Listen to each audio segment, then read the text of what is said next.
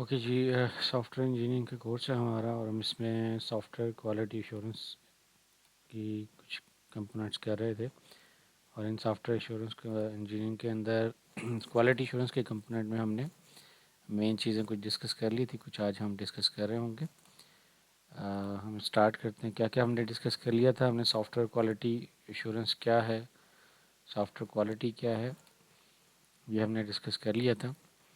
और कुछ इंट्रोडक्शन के एस्पेक्ट्स में meeting people, quality expectation, quality meeting expectation क्या होती हैं, किस तरह से हम उनको करते हैं।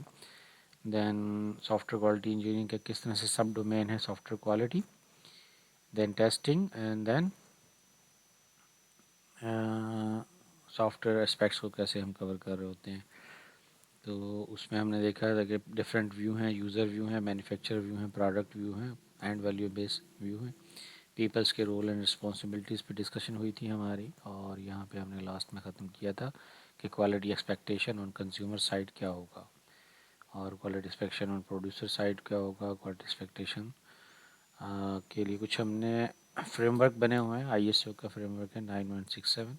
आज हम इसको थोड़ा सा एम्फसाइज करेंगे। Quality framework actually well settled set of principles पर डिज़ाइन किए जाते हैं। जैसे यहाँ पे हमारे पास जो ISO का इंटरनेशनल स्टैंडर्ड ऑर्गेनाइजेशन है, उसने क्वालिटी स्टैंडर्ड्स के फ्रेमवर्क बनाए हैं। वो स्पेसिफाई कर रहे हैं कि आपके पास डिफरेंट पैरामीटर्स होते हैं क्वालिटी को। और वो क्वालिटी के पैरामीटर्स को जब हम मेंशन करते हैं, वेरियस पैरामीटर्स को, तो वो एलिटीज़ होती हैं। एलिटीज़ क्या है? एलिटीज़ में हम कहते हैं कि जो आपकी जितनी भी क्वालिटी के पैरामीटर, लिटी लफ्ज़ है ना, लिटी क्वालिटी का, तो उसमें लिटी आ जाती है। तो क्वालिटी पैरामीटर्स की रेस्पेक्ट में बन जाता है। जैसे रिलायबिलिटी, यूजेबिलिटी, पोर्टेबिलिटी, मेंटेनेबिलिटी, इस तरह की चीज़ें जाए सारे देखें, इसमें एलिटीज़ कॉमन आ रही है। तो वेरियस मॉडल्स और frameworks have been propose to accommodate this type of quality views and expectation. ISO 9126 is a standard model, mostly influential one that software engineering community today and discuss various aspects of such quality framework for specific application and environment. With respect to, अगर हम इसके parameters देखें तो top level पे इसके 6 parameter हैं, 6 quality characteristics हैं main. और फिर सब करेक्टरिस्टिक्स हैं, सब क्वालिटी करेक्टरिस्टिक्स हैं। तो इसमें अगर आप देखेंगे कि मेन क्वालिटी आपकी आती हैं पैरामीटर्स में, फंक्शनलिटी है, रिलायबिलिटी है, यूजेबिलिटी है, एफिशिएंसी है, मेंटेनेबिलिटी है, पोर्टेबिलिटी है। ये सारे के सारे पैरामीटर्स आपके तकरीबन 8 पैरामीटर्स बनते हैं। इनको हम वन बाय वन डिटेल में स्टडी करेंगे। इसको थोड़ा सा अगर हम देखें, फंक्शनलिटी क्या है। फंक्शनलिटी होता है set of attribute that bear existing set of functions and their specification. जब यूज़र हमें कोई सॉफ्टवेयर बनाने के लिए देता है तो उसमें कुछ रिक्वायरमेंट्स होती हैं, फंक्शनल रिक्वायरमेंट। लास्ट टाइम भी हमने डिस्कस किया था फंक्शनल और non functional requirement. Functional requirement, function वो हैं जो वो कंप्यूटर का सॉफ्टवेयर परफॉर्म करेगा और एक्चुअली वो इम्प्लाइड कर रहा है needs of the user. User क्या चाह रहा है, क्या काम करवाना चाह रहा है, वो हमारे पास फंक्शनलिटी कहलाती हैं। फंक्शनलिटी में हम सब करेक्टरिस्टिक्स देखेंगे तो सूटेबिलिटी है कि आया कि ये सूटेबल है उस टाइप ऑफ यूज़र के लिए। डेफिनेटली हमारे पास यूज़र्स की डिफरेंट बैकग्राउंड्स होते हैं, टेक्निकल बैकग्राउंड। तो हमें जब सिस्टम डिज़ाइन करना होगा, हमें देखना पड़ेगा कि हमारे यूज़र की टेक्निकल बैकग्राउंड क्या है, एज क्या है, उस लिहाज से हम उसको सॉफ्टवेयर को डिज़ाइन करेंगे। तो सब पैरामीटर्स होंगे, सब कैरेक्टरिस्टिक्स में, जिसमें सूटेबिलिटी आता है, एक्यूरेसी आता है, इंटरऑपरेबिलिटी आता है एंड सिक्योरिटी आता है। अभी हम सिर्फ लिस्ट डाउन कर रहे हैं, आगे जाके हम इसको डिटेल में एक्सप्लेन भी कर रहे हैं उसको, इनके डेफिनेशन को भी देखेंगे और उसको एक्सप्लेन भी करेंगे। रिलायबिलिटी को अगर हम देखें, रिलायबिलिटी आपके पास आता है set of characteristic that bear a capability of software to maintain its level of performance. हम रिलायबिलिटी कहते हैं कि जो हमें एक्सपेक्टेशन थी हमारे सॉफ्टवेयर से कि वो परफॉर्म करेगा, उस लेवल का काम करेगा और एक्यूरेटली करेगा, यानी जिस एक्यूरेसी के साथ हम उससे चाह रहे थे सिस्टम वो परफॉर्म करेगा, डेटा जो है उसके अंदर कोई मॉडिफिकेशन या मिटिगेशन या मैनिपुलेशन नहीं होगी, तो हमारा सिस्टम रिलायबिलिटी को एक्सेस अचीव कर लेगा। अब इसमें कुछ कंडीशंस स्पेसिफाई करते हैं over the period of time, और फिर उसके अगर हम देखें कि जब सिस्टम रिलायबल होगा ग्रेजुअली, तो इसका मतलब वो सिस्टम मेच्योरिटी को अचीव कर रहा है, मेच्योरिटी लेवल उसका अचीव हो गया। और सिस्टम के अंदर फॉल्ट टॉलरेंस मैकेनिज़्म होगा। अगर कोई सिस्टम के अंदर क्रैश आ जाए या क्रैक्स आ जाए, तो सिस्टम शुड हैव कैपेबिलिटी कि वो उन फॉल्ट को डायग्नोस कर सके, टॉलरेट कर सके, और आपका काम, आपका सॉफ्टवेयर कंटिन्यूसली वर्किंग कंडीशन में रहे, तो उसको हम कहते हैं फॉल्ट टॉलरेंट। रिकवरेबिलिटी, अगर सिस्टम क्रैश हो जाए तो उसके अंदर सेल्फ हीलिंग का मैकेनिज़्म होना चाहिए कि सिस्टम दोबारा से रीस्टोर हो जाए। यानी आप देखेंगे अगर सिस्टम स्टकअप हो जाएगा या कोई साइकिल में फंस गया है, स्टकअप हो गया है, तो वो एक नंबर ऑफ इटरेशंस के बाद या एक टाइम स्लाइस के बाद ऑटोमेटिकली रीस्टार्ट हो जाए, शट डाउन हो जाए, या उस लूप से बाहर एग्जिट हो जाए। तो इसके अंदर हम ये रिकवरेबिलिटी के एस्पेक्ट रखते हैं। यूजेबिलिटी की अगर हम बात करें, तो यूजेबिलिटी है कि सिस्टम यूजेबल हो, किस तरह से उसको इफेक्टिवली यूटिलाइज कर किया जा सके। तो ये सेट ऑफ एट्रीब्यूट्स हैं that bear on the effort needed for use. Minimum effort के साथ हम सिस्टम को यूज़ कर सकें, यानी उसके अंदर वैसे फंक्शन और फीचर होने चाहिए कि इंडिविजुअल उसको एक तो ईजीली लर्न कर ले और उसको इफेक्टिवली यूटिलाइज कर ले और उसको स्टैंडर्ड अंडरस्टैंडिंग ईजी हो जाए।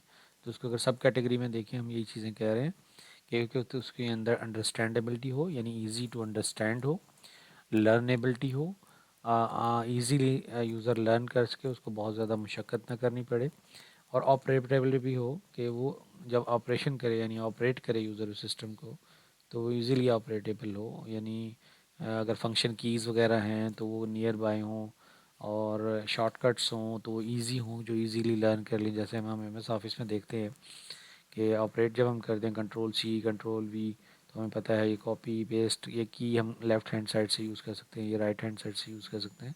तो ये शॉर्टकट हमारी ऑपरेटेबिलिटी को इन्हांस कर देता है या इम्प्रूव कर देता है। तो हमारे इस एस्पेक्ट से डायरेक्टली यूजिबिलिटी ऑफ सिस्टम बढ़ती है। सिस्टम के अंदर फ़्लो हो, फ़्लो स्ट्रक्चर बता रहा हो कि किस तरह से आप इस सिस्टम को यूज़ करेंगे, तो फ़्लो आपका इंक्रीज़ हो जाएगा। यानी जैसे मल्टीपल स्क्रीन्स हैं, तो मल्टीपल स्क्रीन्स के अंदर आप एक स्क्रीन से दूसरी स्क्रीन में जो जा रहे होंगे सिस्टम में, तो किस तरह से आप उनके अंदर ट्रांजिशंस हो रही है और यूज़र इजीली उस फ्लो को लर्न कर ले। जैसे हम कहते हैं मल्टी फॉर्म फिल कर रहे होते हैं, तो अगर फॉर्म के अंदर जैसे यूज़र से हमने इनपुट लेना है, और यूज़र से हम ले रहे हैं पहले उसकी पर्सनल बायोडाटा, दैन उसके बाद educational data, then hobbies, then research interest, then future plan, then professional activity, तो आप इजीली लर्न कर सकें, इस सिस्टम का फ्लो हो, तो अंडरस्टैंड कर पाएंगे, तो लर्निंग इजी हो जाएगी। तो ये सारे एस्पेक्ट यूजेबिलिटी को इंट्रोड्यूस करवाते हैं। एफिशिएंसी हम कहते हैं number of थ्रूपुट्स per unit time, यानी किस तरह से सिस्टम पर सेकंड्स के अंदर कितने नंबर ऑफ़ टास्क कंप्लीट करता है। तो यहाँ पे हम कहेंगे set of attribute that bear a relationship between the level of performance of software and the amount of resources used under stated condition. तो इसमें टाइम बिहेवियर बहुत इंपॉर्टेंट है, रिसोर्स बिहेवियर बहुत इंपॉर्टेंट है। टाइम बिहेवियर का मतलब ये है कि आपने जब बटन पे क्लिक किया तो कितने नैनो सेकंड्स के अंदर आपको नेक्स्ट स्क्रीन पे लेके जाता है। अगर वो टाइम टेकिंग है, तो इसका मतलब सिस्टम की एफिशिएंसी डाउन है। इसी तरह से हम कहेंगे रिसोर्स बिहेवियर, अगर आप कोई फ़ाइल अपलोड करना चाहते हैं, तो अपलोड फाइल के बटन पर आपने जब क्लिक किया, तो कितनी देर में आपके फ़ाइल फ़ोल्डर को लोकेट कर लेता है, और कितनी देर में अगर फ़ाइल अटैच करते हैं तो वो रिसोर्स किस तरह से उसके अंदर मैपिंग है कि वो रैम में आएगा, फिर कैशे में आएगा, और फिर इजीली फ़ाइल आपके अटैच हो जाएगी। नहीं, रिसोर्सेज जो उसको चाहिए होते हैं, जो हम प्रोसेस थ्रेड में पढ़ते हैं ऑपरेटिंग सिस्टम में, कि किस तरह से आपने उसकी प्रोसेस शेड्यूलिंग की है, रिसोर्स बिहेवियर उसका क्या है। अगर वो इफ़ेक्टिव है, अच्छा है, तो हम कहेंगे उसकी एफिशिएंसी अच्छी है। अगर उसके अंदर कोई कन्फ्लिक्ट आता है, कॉन्स्टेंट्स हैं, टाइम कंज्यूमिंग ज़्यादा कर रहा है, तो हम कहेंगे उसकी एफिशिएंसी डाउन है। इसी तरह से मेंटेनेबिलिटी, मेंटेनेबिलिटी होता है कि ग्रेजुअली टाइम के साथ साथ यूज़र की रिक्वायरमेंट चेंज होती हैं। तो जब यूज़र की रिक्वायरमेंट चेंज होंगी, तो क्या सिस्टम के अंदर ये कैपेबिलिटी है कि सिस्टम आपकी जो सेट ऑफ रिक्वायरमेंट्स जो चेंज हो रही हैं, उनको इजीली अकोमोडेट कर सकता है। तो हम यहाँ पे कहते हैं कि डेफिनेशन क्या बनेंगे, set of attribute that bear on the effort needed to make specific modification यानी मिनिमम एफर्ट के साथ आप इजीली मॉडिफिकेशन कर सकें। तो इसमें पहले ही आपके सब कैटेगरीज आती है। एनालाइजेबिलिटी पहले आप कोई अगर प्रॉब्लम है उसको एनालाइज करेंगे, एनालाइजेबिलिटी होनी चाहिए, उसके अंदर चेंजेबिलिटी होनी चाहिए। अगर आप कोई मॉडिफिकेशन करना चाहते हैं, कोई फीचर इन्हांस करना चाहते हो सॉफ्टवेयर के अंदर, तो चेंजेबिलिटी उसके अंदर अकोमोडेट हो, ऐसा ना हो कि सिस्टम रिजिड हो, उसके अंदर कोई मॉडिफिकेशन नहीं हो सकती। अगर आपने कोई चेंजेस करने हैं तो फिर फ्रॉम स्क्रैच नया सिस्टम बनाना पड़ेगा। तो सॉफ्टवेयर शुड बी चेंजेबल, उसके अंदर चेंजेबिलिटी का करेक्टरिस्टिक्स होनी चाहिए। स्टेबिलिटी होनी चाहिए, ऐसा नहीं कोई चेंज करें तो आपके सारे ही कंपोनेंट डिस्टर्ब हो जाए, तो इसको हम कहते हैं कि ये सिस्टम स्टेबल नहीं है। तो स्टेबिलिटी होनी चाहिए। फिर उसके अंदर टेस्टेबिलिटी होनी चाहिए, जब आप कोई चेंजेस करें तो चेक करें कि चेंजेस करने के बाद क्या सिस्टम वो पर्टिकुलर बिहेवियर देगा या नहीं, तो उसको हम कहेंगे टेस्टेबिलिटी। ये भी होनी चाहिए सिस्टम के अंदर। फिर आते हैं पोर्टेबिलिटी। पोर्टेबिलिटी क्या है? जब हमारे पास एक सिस्टम एक जगह से हम मूव करेंगे किसी और हार्डवेयर पे, तो क्या सिस्टम मल्टीपल हार्डवेयर के साथ कंपैटिबल है, यानी इजीली एक जगह से दूसरी जगह मूव किया जा सकता है, तो इसको हम कहते हैं portability. easy to port, a set of attributes that bear on the ability of software to be transferred from one environment to other environment। अगर हम कहते हैं कि अगर अपने सिस्टम ऐसे डिज़ाइन किया है कि वो लिनक्स पे काम भी कर रहा है और विंडोज़ पे भी इजीली काम कर सकता है, अगर आप माइग्रेशन करें फ्रॉम विंडोज़ टू लिनक्स, तो सिस्टम का बिहेवियर इजीली काम करे। या आप विंडो 98 से विंडो एक्सपी पे या विंडो 2007 से टू विंडो 11 पे शिफ्ट कर रहे हैं, 8 पे शिफ्ट कर रहे हैं, तो ऐसा ना हो कि सिस्टम आपका क्रैश हो जाए और सिस्टम का बिहेवियर चेंज हो जाए, तो इसको हम कहेंगे। अगर वो ऐसा नहीं होता तो ये पोर्टेबिलिटी करेक्टरिस्टिक्स को सेटिस्फाई कर रहा है। अगर ऐसा कर रहा है, नहीं कर रहा, तो इसका मतलब ये क्वालिटी की इस एस्पेक्ट की वजह से पुअर सॉफ्टवेयर है। तो इसकी सब करेक्टरिस्टिक्स में आता है हमारे पास एडॉप्टेबिलिटी। जो चेंजेस हों, हार्डवेयर चेंजेस हैं या सॉफ्टवेयर चेंजेस हैं या कोई कंपोनेंट चेंज हो रहा है, उसको ईजीली अडॉप्ट कर ले। इंस्टॉलेबिलिटी, इजीली इंस्टॉलेशन हो, प्लग एंड प्ले हो तो वेल एंड गुड है, नहीं हो तो set of well defined procedure हो जो उसके लिए पैचेस या कंपोनेंट चाहिए वो इजीली उसके अंदर इंस्टॉल कर सके। फिर कन्फर्मेंस है, जो आपने सेट ऑफ स्टैंडर्ड्स डिफाइन किए हैं उसके मुताबिक हो। जैसे कोई भी ऑपरेटिंग सिस्टम जब डिज़ाइन किया जाता है तो उसके सेट ऑफ स्टैंडर्ड्स होते हैं। तो अगर आपका सिस्टम कन्फर्मेंस करेगा उन पॉलिसीज़ को कि एक सॉफ्टवेयर के अंदर क्या स्टैंडर्ड्स फॉलो किए जाने चाहिए, उनको कन्फर्मेंस कर रहा है, तो इसका मतलब ये पोर्टेबल है। और रिप्लेसेबिलिटी है कि अगर आपने कोई काम किया है और उस एपीआई या सॉफ्टवेयर के एप्लीकेशन को यूज़ करते हुए डेटा स्टोर किया है, तो अगर आप अपग्रेड करें सिस्टम को, एप्लीकेशन को चेंज करना चाहें, तो वो इजीली रिप्लेसेबल हो और आपका डेटा परसिस्टेंट रहे, डेटा के अंदर कोई मॉडिफिकेशन या डेटा के अंदर ऐसी कोई चेंजेस ना आए जिससे आपका पिछले वाला किया हुआ काम सारे का सारा वेस्टेज हो जाए। तो ये रिप्लेसिबिलिटी होनी चाहिए सिस्टम में। इन तमाम एस्पेक्ट को अगर हम देखें मेमोराइज करने के लिए, ये ISO 9126 क्वालिटी स्टैटिक्स है, इसको हमने कंबाइन कर लिया और इसकी सब कैटेगरी को भी कंबाइन कर लिया। तो यहाँ देखें functionality, reliability, usability, efficiency, maintainability, portability, और हर एक के अंदर कितना है, कितनी करेक्टरिस्टिक्स सब करेक्टरिस्टिक्स हैं, इसके अंदर 4 हैं, 3 हैं, 3 हैं, 2 हैं एंड 4 हैं, देन 4 हैं। और अकॉर्डिंगली आप इसको देख सकते हैं कि पूरी सेट ऑफ करेक्टरिस्टिक्स ISO की यहाँ पे विजिबल होगी। इसकी डिटेल में अगर आप वन बाय वन हर एक की डेफिनेशन याद करना चाहेंगे, बतानी भी चाहिए आपको वन लाइन डिस्क्रिप्शन, तो यहाँ पे वन लाइन डिस्क्रिप्शन आपकी शेयर कर दी गई है। सूटेबिलिटी को आप कैसे डिस्क्राइब करेंगे? Capability of software to produce an adequate set of function to specified task and user objective, यानी आपके सिस्टम के अंदर ये सूटेबल कंपेटेबिलिटी होनी चाहिए कि जो सेट ऑफ फंक्शंस हैं जो एक किसी यूज़र को कोई टास्क परफॉर्म करने के लिए, कोई कंप्यूटेशन परफॉर्म करने के लिए चाहिए in order to achieve some target और ऑब्जेक्टिव, वो उसके अंदर मौजूद हों। एक्यूरेसी कैपेबिलिटी है सॉफ्टवेयर की to provide right agreed result or effort, यानी इतने उसके अंदर प्रिसिशन, जैसे लेट्स सपोज अगर मैं टैक्स कैलकुलेट कर रहा हूँ, तो टैक्स कैलकुलेशन जो है अगर मेरी हो रही है तो उसके अंदर प्रिसिशन के साथ कैलकुलेट हो रहा हो, फार्मूला सही काम कर रहा हो और उसके अंदर जो रिजल्ट्स आ रहे हों तो वो करेक्ट आ रहे हों।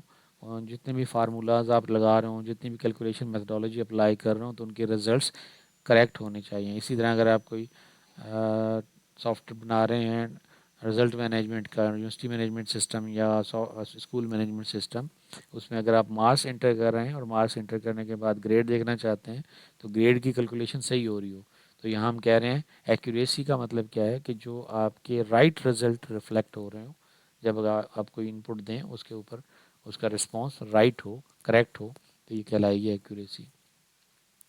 इंटरऑपरेबिलिटी में हम कहते हैं capability of software to interact with one or more specified systems. System के अंदर ये कैपेबिलिटी होनी चाहिए कि सिस्टम एक से ज़्यादा या जो उसके साथ इंटरेक्ट करने वाले सिस्टम हैं उनके साथ कंपैटिबल हो। जैसे अगर फ्रंट एंड आप वेब पे बनाते हैं तो बैक एंड आपने ओरेकल पे बनाया, तो फ्रंट एंड और बैक एंड दोनों में आपकी कंपैटिबिलिटी होनी चाहिए। अगर आप ओरेकल की बजाय बैक एंड को चेंज करना चाहें, माई एसक्यूएल पे या पोस्टग्री एसक्यूएल पे चेंज करना चाहें, तो your system should support that. ऐसा नहीं हो कि आपको फ्रंट एंड रीराइट करना चाहिए पड़े। तो इंटरऑपरेबिलिटी ऑफ सिस्टम क्या है?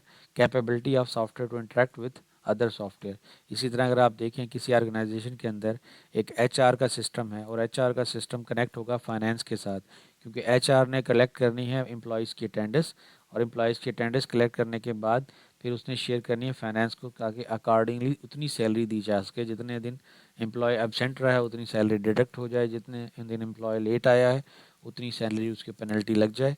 तो ये एचआर का सिस्टम अलग होगा और फाइनेंस का सिस्टम अलग होगा, लेकिन दोनों सिस्टम में कंपैक्ट इंटरऑपरेबिलिटी होगी, तो वो एक दूसरे के साथ इंटरेक्ट कर पाएंगे, अदरवाइज नहीं कर पाएंगे।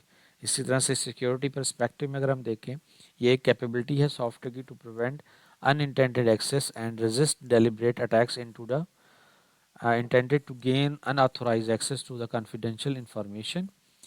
Unauthorized modification to information or program provided a attacker with some advantage so that they can deny the service to legitimate user. Security is critically important. अच्छा, सिक्योरिटी को अगर हम देखें तो हम डिफरेंट एस्पेक्ट में इसको देख सकते हैं। सिक्योरिटी एक तो ये है कि आपके अटैकर आपके सिस्टम पे अटैक करें in order to conceal information और स्टील इंफॉर्मेशन एंड या मॉडिफाई योर डेटा।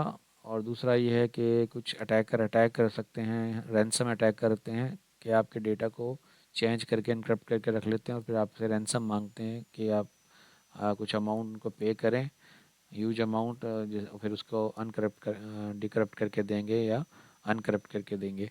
तो इस तरह के अटैक्स हो सकते हैं आपके सिस्टम में। आपके सिस्टम में सिक्योरिटी का फीचर होने का मतलब ये है कि आपका सिस्टम इस तरह की एक्टिविटीज़ को प्रिवेंट करे। अच्छा, सम टाइम ऐसा भी होता है कि आपके सिस्टम को अटैकर उस तरह से डायरेक्टली इफेक्ट नहीं कर सकता, लेकिन वो क्या करता है, आपके सिस्टम को बार बार यूज़ करता है। जैसे कोई यूज़र पोर्टल है या कस्टमर का फॉर्म है, तो कस्टमर का फॉर्म या अकाउंट यूज़ करते हुए बार बार आपके सिस्टम को एक्सेस करेगा, जिससे आपका सिस्टम बिजी हो जाएगा और दूसरे लोग सिस्टम को यूज़ नहीं कर पाएंगे। तो इसको हम कह सकते हैं कि जो ये इस तरह का अटैक होगा, यस, ये डिनायल सर्विसेज, तो इसको हम कहेंगे डिनायल ऑफ सर्विसेज। ये अटैक हमारे पास क्या होगा, डिनायल ऑफ सर्विसेज, यानी मल्टीपल यूज़र बार बार उसको सिस्टम को अटैक करेंगे, सिस्टम को एक्सेस करेंगे, तो जो एक्चुअल यूज़र हैं वो एक्सेस नहीं कर पाएंगे। तो इस तरह के सिक्योरिटी भी अटैक होते हैं जिसको हम डिनायल ऑफ सर्विसेज कहते हैं। मल्टीपल अटैक्स हो सकते हैं।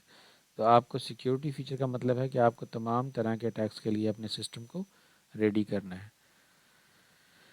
मेच्योरिटी, मेच्योरिटी में हम कहेंगे मेच्योरिटी का मतलब ये है कि आपका सिस्टम मेच्योर इनफ हो, कैपेबिलिटी हो ऑफ द सिस्टम के अंदर software to avoid failure as the result of faults in software. अगर सिस्टम में कोई फॉल्ट आ जाए, कोई खराबी आ जाए, तो सिस्टम इतना कैपेबल हो, मेच्योर हो कि उसको आइडेंटिफाई कर सके या उसको खुद से अवॉइड कर सके। अवॉइडेशन मैकेनिज्म होना चाहिए और उसको हैंडलिंग मैकेनिज्म होना चाहिए। जैसे सिक्योरिटी में मैंने कहा था डिनायल ऑफ सर्विसेज में आपके पास कैप्चा आता है। आपने देखा होगा, आप जब लॉगिन करते हैं या सिस्टम को एक्सेस करते हैं बार बार, तो आपके पास कैप्चा आ जाता है ये आइडेंटिफाई करने के लिए कि एक्सेस करने वाला ह्यूमन है या कोई सॉफ्टवेयर बॉट या एजेंट है। उसको अवॉइड करने के लिए आपसे कैप्चा मांगता है, और सम टाइम नंबर्स की फॉर्म में, सम टाइम फिगर की फॉर्म में, सम टाइम फिगर को डायरेक्शन सेट करवाने की फॉर्म में। ये सिक्योरिटी के फीचर होते हैं। मेच्योरिटी में आपके पास ये होगा कि जब आप कोई गलत एक्शन परफॉर्म करें तो सिस्टम अवॉइड करे ताकि फेलियर्स की तरफ ना जाए और रिजल्ट्स या फॉल्ट की तरफ ना जनरेट हो। फॉल्ट टॉलरेंस के अंदर हम कहेंगे फॉल्ट टॉलरेंस मैकेनिज्म आपके पास यूज़ होता है कि अगर ऐसा कुछ हो जाए, क्रैश हो जाए system due to some unavoidable reason, तो उसके अंदर ये कैपेबिलिटी हो कि वो स्पेसिफाइड मिनिमम लेवल पे परफॉर्मेंस को कंटिन्यू रखे। यानी ऐसा ना हो सिस्टम बिल्कुल ही क्लोज हो जाए, स्लो डाउन हो जाए, लेकिन सिस्टम कंटिन्यू अपने आप को रिकवर करने की कोशिश करे। और उसमें जब वो रिकवर करेगा तो फिर इन चीज़ों को एस्पेक्ट्स को ले लेगा। और सिस्टम ये कैपेबिलिटी होनी चाहिए। जी, दुआ पूछे।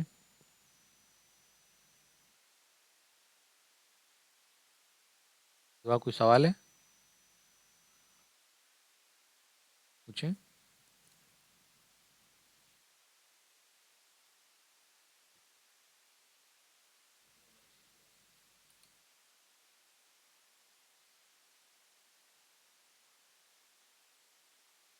Thank you. Thank you sir. जजाकल्ला।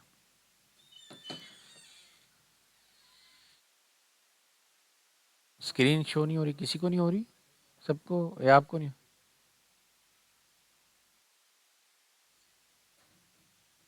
ठीक है। Okay okay okay okay. So recoverability में हमारे पास क्या होता है? Capability of software to reestablish its level of performance. यानी अगर सिस्टम क्रैश हो जाए तो उसके अंदर self healing, self recovery system होना चाहिए। यानी वो दोबारा से अपने परफॉर्मेंस को कंटिन्यू कर सके। अगर कोई फॉल्ट आ जाए तो आपके अंदर आप डिफ़ाइन करेंगे कि सिस्टम में किस तरह का फॉल्ट है। अगर कंटिन्यूसली फॉल्ट रेजिस्ट करे तो सिस्टम रीस्टार्ट हो जाए। अगर कोई पर्टिकुलर यूज़र बार बार एक्सेस कर रहा है तो उसको वो कैन से स्टॉप कर दे, उसको ब्लॉक कर दे। इस तरह की कैपेबिलिटी उसमें होनी चाहिए।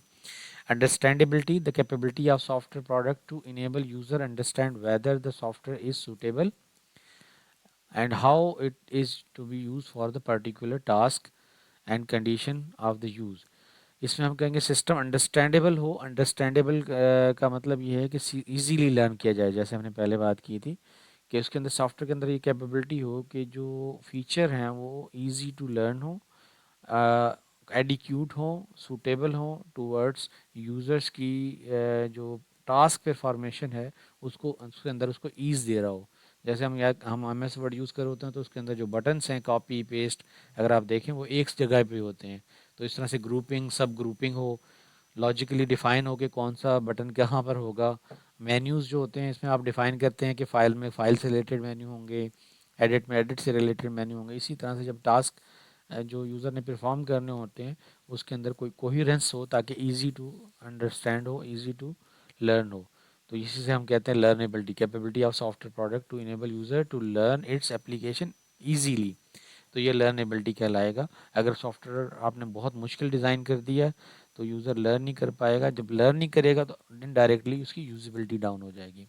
और यही अब ऑपरेटेबिलिटी में आता है कि अगर वो इजी टू लर्न करेगा तो उसको इफेक्टिवली ऑपरेट कर सकेगा, ऑपरेट करेगा, कंट्रोल करेगा और उसको यूज़ करेगा तो उससे फिर आपके सिस्टम की क्वालिटी इंप्रूव होगी, क्योंकि वो इजी टू यूज़ है, इजी टू लर्न है, इजी टू ऑपरेट है। Attractiveness, capability of software product to be liked by user. उसके अंदर अट्रैक्शन होनी चाहिए। अट्रैक्शन क्या है? एच के कंपोनेंट आपने उसमें यूज़ किए हैं, उसके अंदर कोई कलर कंट्रास्ट है, एस्थेटिक लुक हो, आपके पास पैथेटिक लुक ना हो, उसके अंदर पैथेटिक चीज़ें ना हो, और जो कलर कम्बिनेशन हो इस तरह से हो कि वो कलर ब्लाइंड्स भी हैं उसको यूज़ कर सकें। कुछ लोग होते हैं कलर ब्लाइंड्स को कुछ कलर नज़र नहीं आते, तो आपने कलर स्कीम्स को अंडरस्टैंड करना पड़ेगा, स्टडी करना पड़ेगा ताकि उसमें ऐसे कलर यूज़ हों जो अट्रैक्टिव हों। फिर आप टारगेट करेंगे यूज़र्स को, फिर फ़ॉन्ट साइज़ और ऑप्शंस उसके उस लिहाज से रखेंगे कि किस तरह के टारगेटेड यूज़र हैं, किस एज ग्रुप के हैं, किस जेंडर के हैं। अगर system mostly use by ladies का है तो लेडीज़ किन चीज़ों को पसंद करती हैं। तो अट्रैक्टिवनेस हो आपके सिस्टम में, ये आपने रखना होगा। और अगर बच्चों के इस्तेमाल के लिए तो बच्चे किस तरह के कलर कम्बिनेशन कंट्रास्ट इस्तेमाल करते हैं तो उस लिहाज से यूज़ करेंगे। फिर टाइम बिहेवियर है। जैसे हमने कहा था कि टाइम बिहेवियर क्या है, ये एफिशिएंसी से रिलेटेड है। आपका सिस्टम एफिशिएंट होगा तो उसका मिनिमम टाइम के अंदर प्रोसेसिंग करेगा और आपके थ्रूपुट्स रेट जो है वो बढ़ जाएगा। थ्रूपुट हम कहते हैं number of task perform per unit time. तो जितनी अच्छी थ्रूपुट, जितने ज़्यादा नंबर ऑफ टास्क परफॉर्म करेगा पर यूनिट टाइम में, उतनी ही ज़्यादा उसकी टाइम बिहेवियर अच्छा होगा और वो डायरेक्टली प्रोपोर्शनल है आपकी एफिशिएंसी से। रिसोर्स की इफेक्टिवली यूटिलाइजेशन होनी चाहिए, capability of software to use appropriate resource in appropriate time when software performs its function। System को एनालाइजेबिलिटी होनी चाहिए। आपका ये उसमें डेफिशिएंसी आ रही है, कोई एरर आ रहा है, कोई बग आ रहा है, तो उसको आप इजीली डायग्नोज कर सकें, उसके पार्ट्स को आइसोलेट कर सकें कि किस पार्ट में कौन सी प्रॉब्लम है। ऐसा ना हो कि आपके सिस्टम ये तब होता है जब आप सिस्टम डिज़ाइन करते हैं तो मॉड्यूलर अप्रोच पे जाते हैं, कंपोनेंट्स में बनाते हैं सिस्टम, बजाय कि सिंगल एक ही फाइल में सारा कोड लिखने की आप मल्टीपल फाइल्स बनाते हैं, फोल्डर्स बनाते हैं, पैकेजेस बनाते हैं, कंपोनेंट बनाते हैं, ताकि फिर आप जब उसको टेस्टिंग कर रहे हो तो आप यूनिट टेस्टिंग कर सकें, फिर इंटीग्रेशन टेस्टिंग कर सकें, दैन रिग्रेशन टेस्टिंग कर सकें, तो एनालाइजेबिलिटी सिस्टम में हो। और ये चेंजेबिलिटी की बातें तो हमने की थी कि system should be easy to modify implement. Stability ये है कि software should have minimum unexpected effect from modification. अगर मॉडिफाई कर दें तो ऐसा ना हो पूरा सिस्टम उससे इफेक्ट हो जाए, एक पूरा पर्टिकुलर कंपोनेंट इफेक्ट हो, उसके अंदर चेंजेस आए, बाकी सिस्टम जो है सीमलेसली वर्क करना चाहिए। टेस्टेबिलिटी है, capability of software product to easily modified software to be validated, यानी उसको इजीली आप कंपोनेंट्स में डिवाइड करके यूनिट्स में या स्मॉल कंपोनेंट्स में डिवाइड करके इजीली टेस्ट कर सकें, बजाय कि पूरा सिस्टम आपको each and every time run करना पड़े। एडॉप्टेबिलिटी है, capability of software to be modified for different specific environment without applying action and mean that those specified behaviour for the purpose of software considered. यानी बहुत ज़्यादा उसके अंदर कोई modification changes ना हो, आप इजीली इसको अडॉप्ट कर सकें। अगर कोई चेंजेस ला रहे हैं तो आप उस चीज़ चेंजेस को इजीली अकोमोडेट करें। जैसे मैंने एग्जांपल दी थी कि अगर आपने ओरेकल डेटाबेस यूज़ किया और आप फिर बाद में पोस्टग्रेसक्यूएल यूज़ करना चाहते हैं या माईएसक्यूएल यूज़ करना चाह रहे हैं, तो वो इजीली अडॉप्टेबल हो, कंपैटिबल हो बन जाए। Installability, software should be easy to install. उसके अंदर जब आप यूज़र उसको इंस्टॉल करे सॉफ्टवेयर के अंदर तो इजी नेविगेशन हो, स्क्रीन इजी हो, और यूज़र जो इंस्टॉलेशन है उसकी स्पेसिफिक टास्क को इजीली परफॉर्म कर सके।